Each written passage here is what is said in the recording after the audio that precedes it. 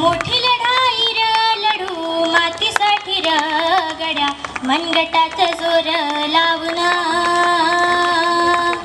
दाटला जरी अंधार एकजूट होऊ आज दिवा ते उतेज लावूया तू आभाळ आभाळ वादळ तुझा तू राजा अस्मानी जबळ दावजी तू आभाळ आभाळ वादळ तुझा तू राजा अस्मानी जबळ दावजी